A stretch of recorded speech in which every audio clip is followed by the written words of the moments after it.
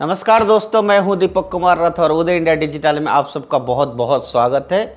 और मेरा जो रेगुलर एपिसोड है भारतीयता का शंखनाद, आज मैं उसके ऊपर एक और नया विषय आपके सामने रखने जा रहा हूं। दोस्तों, आप लोग आजकल मीम और भीम की दोस्ती के किस्से सुनते होंगे कि कैसे मुस्लिम और दलितों के बीच कोई भेद नहीं, कैसे इस्लाम दलितों को पूरा मान सम्मान देता है, इत्यादि इत्यादि।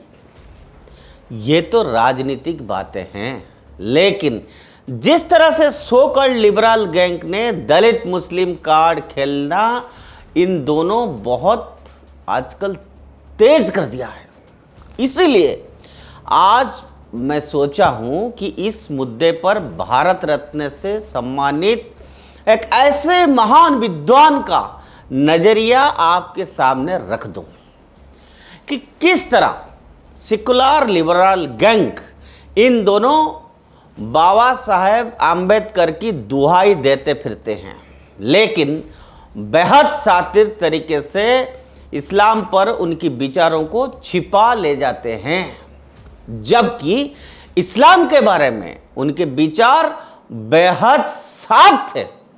बाबा साहेब डॉक्टर आम्बेडकर महान विद्वान और सत्यान्वेषी थे। वो अपने विचारों में किसी तरह की गलतफहमी नहीं पालते थे। मैं सच बता रहा हूँ, आम्बेडकर ने भारत में इस्लाम और मुसलमानों के बारे में जो महसूस किया, उसके बारे में उन्होंने बहुत अच्छे से अपने किताब पाकिस्तान और भारत का विभाजन में लिखा है। लेकिन लिबरल गिरोह ने इस्लाम पर आम्बेडकर की विचारों को कभी सामने नहीं आने दिया।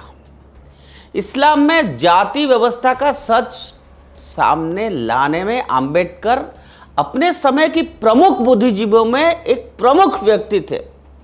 अब तक हिंदू धर्म को जाति व्यवस्था के लिए बदनाम किया गया है मित्रों, लेकिन डॉक्टर आम्बेडकर ने इस बात पर प्रकाश डाला कि जाति व्यवस्था का प्रमुख और अस्पृश्यता की प्रथा इस्लाम में भी व्याप्त थी। आमतौर पर यह समझा जाता है कि इस्लाम भाईचारे की बात करता है, इसीलिए इस्लाम को गुलामी और जाति से मुक्त होना चाहिए। गुलामी को अंतर्राष्ट्रीय स्तर अब कानून द्वारा समाप्त कर दिया गया है, लेकिन जब तक यह अस्तित्व में था, इसका समर्थन अधिकांश इस्लामी देश करते थे।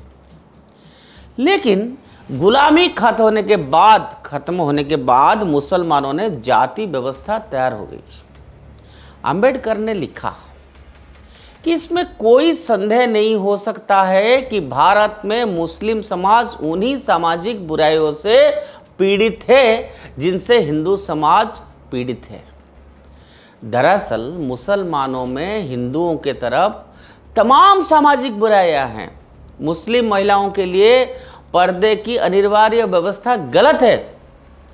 आम्बेडकर ने अपनी किताबों में भारतीय मुसलमानों के फैले जातिवाद, भारत में मुसलमानों में फैले जातिवाद के अभिशाप का वर्णन किया है। मैं आपको किताब के बारे में बता रहा हूं जो स्वयं आम्बेडकर जी ने लिखा है। आम्बेडकर जी ने पाया है कि दूसरी धर्मों के प्रति इस्लाम के विचार एकदम अच्छे नहीं हैं। इस्लाम के विचार एकदम अच्छे नहीं है दूसरी धर्म के प्रति।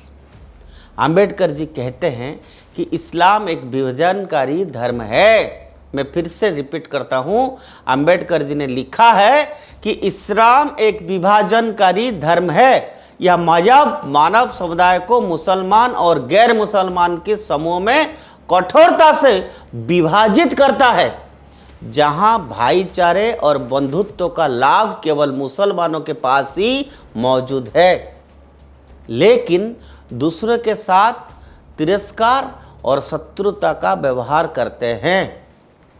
आम्बेडकर ने अपनी किताब में लिखा है, मैं अभी कोट कर रहा हूं, कहा जाता है कि हिंदू धर्म लोगों को बांटता है और इसके विपरीत इस्लाम लोगों का एक सूत्र में बांधते हैं।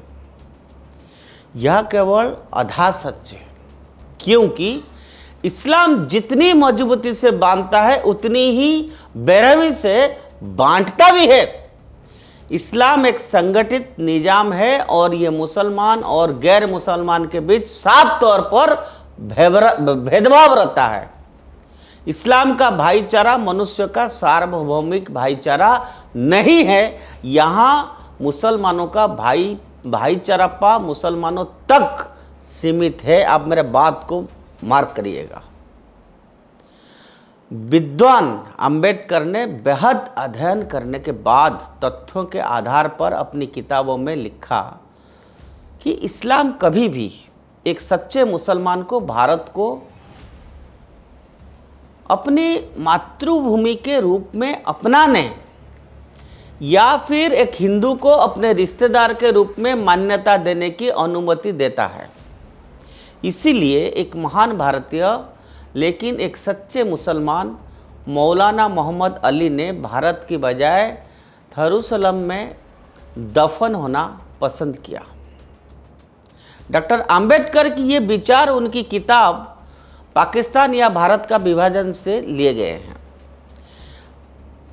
मित्रों, आप कल्पना कीजिए कि ये शब्द आज के समय में किसी ने कहा होता तो सो कॉल्ड सेकुलर और लिबरल गिरोह बाबा साहेब भीमराव अंबेडकर को भी इस्लामोफोबिक करार देते।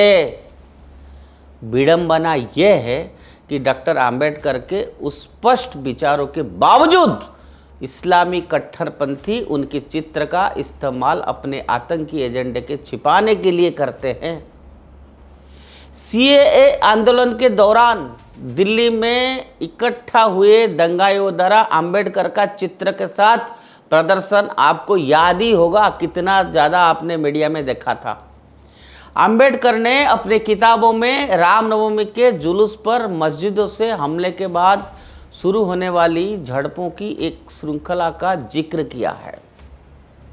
अंबेडकर ने उसी समय अपने इस किताब में इस सदियों से चली आ रही घटनाओं की श्रृंखला करार दिया है। लेकिन इससे यह स्पष्ट हो जाता है कि रामनवमी के जुलूस के दौरान दंगा मोदी सरकार के आने के बाद शुरू नहीं हुए।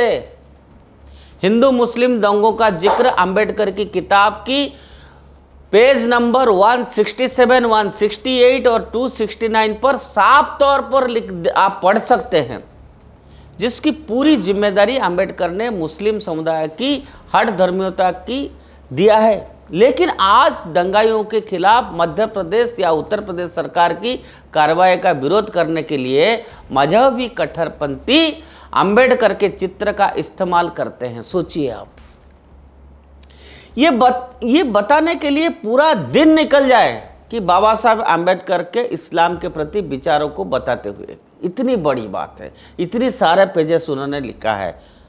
तभी मैं कह रहा हूँ वो किताब को पढ़ना आप सबको बहुत ज़रूरी है। जितना कहा वो सिर्फ एक झलक है।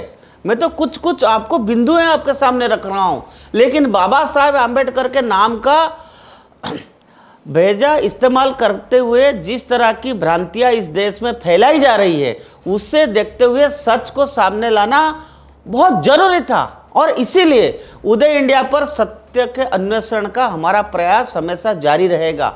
अगर मेरा ये बात आपको पसंद आ रहा है, आप मुझे समर्थन कर सकते हैं, विरोध भी कर सकते हैं, लेकिन आज जो बात हमने आपके सामने रखा वो बिल्कुल तथ्य पर आधारित है। और वो बात आज हमने बोला है जो अंबेडकर जी ने उस समय लिखा था और बड़ा क्लियर रूप से लिखा था। तो मित्रों, मैं सोचता हूं ऐसे बातें जो लोग राजनीति के नाम पे अंबेडकर जी को यूज करते हैं, मिसयूज करते हैं, देश की जनता हो या आज का नया जनरेशन हो, उनको इस किताब को पढ़ना चाहिए कि ये लोग अपने सेल्फ इंटरेस्ट के लिए, अपना वोट बैंक पॉलिटिक्स के लिए अंबेडकर को यूज करते हैं। लेकिन अंबेडकर की जो सच्चा विचार था देश के प्रति या कोई धर्म के प्रति या कोई कम्युनिटी के प्रति, उसको पूरा पढ़ना चाहिए। वो कितने सच्चे देशभक्त थे बाबा राव अंबेडकर। आधा सत्य, अर्ध सत्य जिसको बोलते हैं, अर्ध सत्य और ऐसे बातें इतिहास में पढ़ाया गया और जनता के सामने भी अपने अपने राजनीतिक रोटी सेकने के लिए ये लोग अपने अपने हिसाब से अंबेडकर को यूज किए हैं। मुझे लगता है ऐसे विषय आज के लिए मैं और आगे भी मैं आपको यह बता दूं कि इस विषय पर और कई सारा रिसर्च हम कर रहे हैं और कई तथ्य हम लोग इकट्ठे कर रहे हैं। आगे भी इस विषय पर और बातें हम आपके सामने रखेंगे, लेकिन मैं सोचता हूं हमारा इस तथ्य के ऊपर आपका रिएक्शन, आपका फीडबैक हमारे लिए बेहद ज़रूरी है। और मैं आपसे रिक्वेस्ट करूंगा कि आप उदय इंडिया से जुड़े रहिए, उदय इंडिया को सब्सक्राइब करिए, ना कि बेमतलब की आजकल उल्टा पुल्टा जो चैनल्स में आप देखते हैं, तथ्य देखते हैं, उसके बजाय जो देश हित में बात करता है, जो संवाद, जो एनालिसिस आपको रोचक हो, जो चैनल भारतीयता का शंखनाद करता है, आप लोगों को उसी के साथ जुड़े रहना चाहिए। भारत माता की जय।